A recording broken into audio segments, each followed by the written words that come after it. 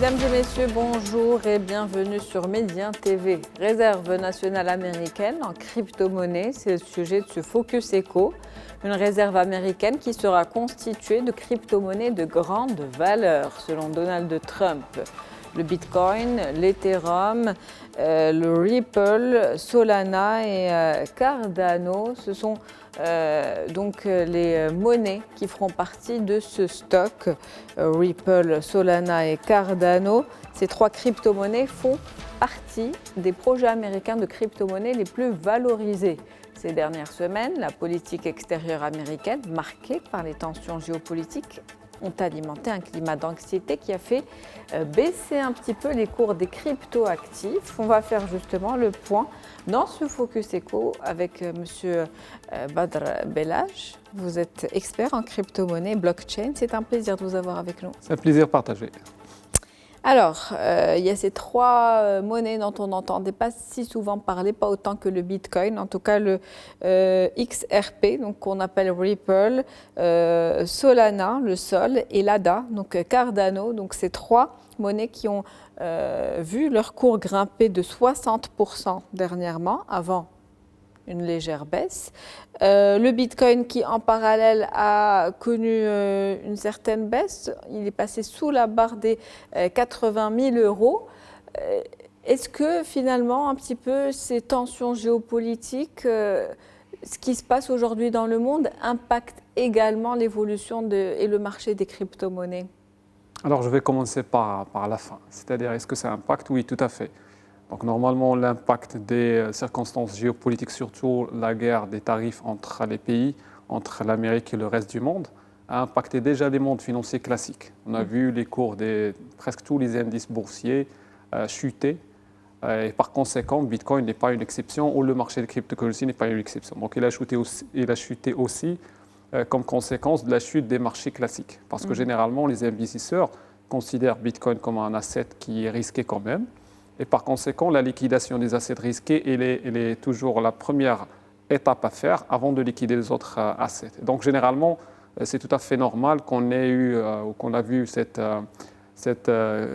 chute des cours parce qu'il y a actuellement, comme j'ai dit, une situation défavorable mondiale qui se résume dans l'effet bien sûr des tarifs, dans la guerre des tarifs, mais aussi il y a un problème une peur de récession qui revient encore une fois. Surtout quand on voit les indices de consommation américains qui ont donné que voilà, il y a un risque de récession. Donc on observe un essoufflement actuellement au vu de ce qui se passe au niveau international. Oui, tout à fait. Comme j'ai dit, normalement, le Bitcoin, si on considère les investisseurs, donc généralement la catégorie, c'est-à-dire institutionnelle ou les grands investisseurs, quand même, ils ont un rôle là-dessus. Ces gens-là, ils ont des politiques d'investissement qui prennent en considération les données internationales. Donc, par conséquent, on peut toujours voir qu'il y a une sorte de corrélation entre le Bitcoin et les marchés financiers. Soit on vu, des fois, il est considéré comme un asset risqué, donc il est liquidé. Des fois, il est risqué comme étant un asset refuge qui est corrélé à l'or et qui voit sa valeur grimper. Donc ça dépend vraiment du sentiment des investisseurs à l'échelle internationale et des circonstances à l'international. Revenons à l'annonce de M. Trump.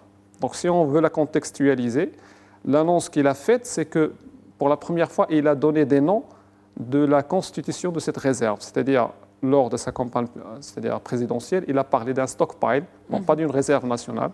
Le stockpile, c'est quoi la différence entre les deux? Le stockpile, c'est-à-dire je garde un stock d'un actif quelconque.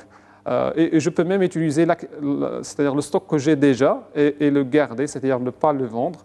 Mais là, il a haussé la barre pour parler d'une réserve stratégique. C'est tout à fait différent. Et donc, une réserve stratégique, normalement, c'est une réserve qui est utilisée. Déjà, tous les pays ont des réserves stratégiques. Donc, généralement, ils sont utilisés face à des imprévus économiques, pour de la stabilité, pour de la sécurité. Donc, créer une réserve stratégique pour les cryptos, ça donne cet aspect de fiabilité à la cryptocurrency en général. Et donc, ce qui a changé, c'est qu'on est passé d'un stockpile vers une réserve stratégique, ça c'est primo. Et secondo, c'est qu'on ne parlait que d'une réserve du stockpile de Bitcoin. Là, on parle plutôt de cryptoactifs. aux cryptocurrencies en général. Vous avez mentionné de crypto-monnaies de grande valeur, telles que ça oui, bien sûr. C'est des monnaies qui sont dans le top 10. Généralement, en capitalisation, c'est des monnaies qui se placent dans le top 10. Mais est-ce qu'on est d'accord ou non, c'est toute une autre discussion. Justement, quel impact sur les autres crypto-monnaies? Est-ce que ça ne jouera pas en leur défaveur? Celle en tout cas qui démarre et qui se lance un petit peu. Normalement, quand on nomme des noms, c'est comme si on prend des gagnants. Et donc, c'est ces gens-là ou c'est ces projets-là qui vont bien sûr bénéficier de ces déclarations. Je crois qu'il y aura d'autres currencies qui seront ajoutées. Mais juste pour rappeler, c'est que pour les gens qui suivent de près la situation, n'étaient pas vraiment surpris parce qu'il y avait des rumeurs avant qu'on avait exactement cette liste-là avec 2 ou autres cryptocurrencies qui n'ont pas été déclarées. Pourquoi? Parce qu'il y a un rapprochement des gens qui sont derrière ces projets avec les fils de Trump. Donc il y a en quelque sorte un conflit d'intérêts. Et donc on prévoyait à l'avance qu'on aura le Cardano, le Ripple, le Solana dans la réserve. Même si dans la campagne présidentielle, il ne parlait que de Bitcoin. Alors là, on passait de Bitcoin à d'autres cryptocurrencies. Et normalement, avant, comme j'ai dit, on a prévu ça parce si on voit dans l'entourage de Trump, ou plutôt dans l'entourage de ses enfants, on trouve des gens qui sont très influents ou même carrément derrière ces projets-là. Quels sont justement les contours de cette réserve stratégique nationale? Alors, pour comprendre l'importance de la réserve stratégique, c'est que normalement, comme j'ai dit, c'est une réserve normalement utilisée pour des imprévus économiques, c'est comme une sorte de sûreté pour l'État. Et si on adhère ou on adosse cette donne de réserve nationale à une autre donne qui a été déclarée par Trump pas mal de fois, et aussi par Elon Musk, d'utiliser les gains ou la crypto pour quand même payer la dette américaine. C'est-à-dire, pour eux, c'est un investissement qu'ils voient à long terme, qu'ils peuvent faire, et il pourra servir à leur payer la dette nationale américaine. On va vers ce chemin-là. Oui, tout à fait. Et les Américains, c'est dans leur histoire. Ils ont acheté l'Alaska, le Philadelphia, c'est-à-dire c'est des gens qui ont fait des investissements historiques à long terme et qui ont payé. C'est-à-dire l'Alaska, il a été acheté, si je me rappelle bien, à la Russie, par 50 millions de dollars, quelque chose comme ça. Et actuellement, il vaut bien sûr plus que ça. Pour eux, c'est la même chose. C'est-à-dire on achète un actif qu'on voit sous-évalué et que dans un futur, il peut parfaitement jouer son rôle et nous, avec les profits qu'on peut en tirer, payer la dette américaine. Donc pour eux, c'est plus un jeu stratégique que juste du gambling, c'est-à-dire un jeu d'hasard. Et on a vu ça avec d'autres pays comme le El Salvador, qui a créé sa réserve stratégique, qui a acheté le Bitcoin, par exemple, dans le 40 000, 60 000 voire. Et à l'époque, on disait que c'était une action qui est, je vais dire, non mesurée. Et actuellement, on voit que non, c'est des gens qui font des profits, qui continuent même carrément à acheter du Bitcoin.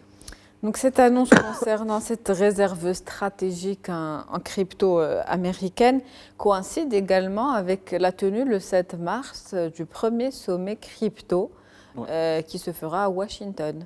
Oui, c'est une première. Donc on aura un premier sommet même. Donc ça y est, la crypto-monnaie devient une réalité. Ce n'est plus. C'est une réalité, et même plus que ça, c'est une réalité imposée. C'est-à-dire, on n'a plus le choix, c'est-à-dire de dire voilà, c'est une vague qu'on va suivre ou non. Je crois qu'en demain, on va subir ces choix qui sont en train de se faire par la plus grande puissance américaine. Donc l'idée de ce sommet, c'est bien sûr, il y aura Trump, il y aura tous les acteurs de la scène. Il y aura aussi le comité qu'il a créé, des Digital Assets Committee, donc il va présenter ce qu'ils ont fait. C'est plus un sommet pour discuter du roadmap qu'ils vont adopter. Donc ça sera le gouvernement et les privés. L'idée, c'est vraiment de rendre ou de mettre en place une stratégie nationale pour renforcer la position des Américains. Et même dans le choix de ces currencies, ils ont bien sûr pris ce qu'ils considèrent des currencies américaines. C'est-à-dire, même si ce n'est pas logique de le dire, mais pour eux, c'est quelque chose qui table dessus. Et donc, pour eux, le sommet, ça sera vraiment un moment pour discuter et mettre sur place, sur la table, une roadmap nationale. En tout cas, il a dit, je le cite, le président américain, je veillerai à ce que les États-Unis soient la capitale mondiale de la crypto-monnaie. C'est l'objectif ultime aujourd'hui. Oui, bien sûr. Il l'a réitéré à plusieurs fois. Donc l'idée, c'est que Pour Trump, c'est quelqu'un qui veut renforcer l'économie des États-Unis. Et c'est quelqu'un qui a un mindset d'un businessman. Donc, il ne rate pas une occasion. Pour lui, la cryptocurrency, en général, c'est une économie naissante où il y a énormément d'opportunités. Et donc, il veut se positionner dessus. On l'a vu se positionner sur l'AI avec le projet Stargate.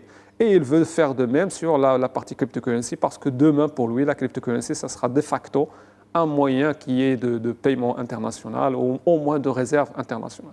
Donc, c'est quelqu'un qui se positionne. Il veut profiter de ce monde qui est la cryptocurrency. Et avec sa mentalité de businessman, il veut bien sûr rendre les États-Unis comme étant le leader international, de garder sa hégémonie non pas avec le dollar, mais aussi avec les cryptocurrencies. C'est des choses qu'on voit bien sûr un peu irraisonnables, mais avec Trump, tout est possible. En tout cas, ce stock de crypto-monnaies nationales, ça constituera finalement les crypto-monnaies les plus sûres, les plus fiables. Oui, bien sûr. Dans leur choix, ils ont fait quand même des choix qui sont... C'est-à-dire, on peut débattre des aspects pourquoi ce projet non pas celui-là, mais c'est des projets qui sont robustes. C'est généralement deux catégories. On a le Bitcoin, qui est en quelque sorte pour les Américains, c'était une commodity, c'était un bien qui est de la valeur réelle partout dans le monde. Et on a deuxième catégorie, c'est des assets, c'est des actifs technologiques. C'est-à-dire Solana, Ethereum et les autres, c'est des actifs qui apportent de la technologie, non pas de la valeur comme Bitcoin. Bitcoin, c'est plus de la valeur financière. Les autres, c'est des actifs qui sont technologiques. Ce choix même, et là, je vais dire, éclater un débat actuel, pourquoi une réserve, c'est-à-dire mélangée, parce que ces actifs technologiques, pour plusieurs gens, et moi inclus, je ne vois pas vraiment de la valeur financière qu'il apporte. Si tu mets une réserve d'Ethereum, Solana, Cardano, tu peux même créer une réserve des titres Nvidia, Facebook, Google. Donc, à quoi bon? Donc l'idée, comme j'ai dit, pour lui, c'est plus quelqu'un qui est poussé par l'intérêt, par le profit. Et il voit que ces projets-là ont un potentiel de grandir davantage. Et donc, lui, il met, c'est-à-dire, ses œufs dans plusieurs baskets, non pas dans une seule. Il mise sur le Bitcoin, mais il mise aussi sur les autres. Tant mieux, parce que quand même, le marché, il a profité pleinement, parce que si on mettait que Bitcoin, il va, lui seul, bien sûr, avoir le profit, mais en mettant les autres, toute l'industrie a profité. Merci à vous, en tout cas, pour ce décryptage, Monsieur Badr Bellah. Je rappelle que vous êtes expert en crypto-monnaie et en blockchain. C'était un plaisir. C'est partagé. C'est la fin du Focus Éco pour aujourd'hui. On se retrouve demain avec un nouvel invité, nouveau sujet. Très bonne journée.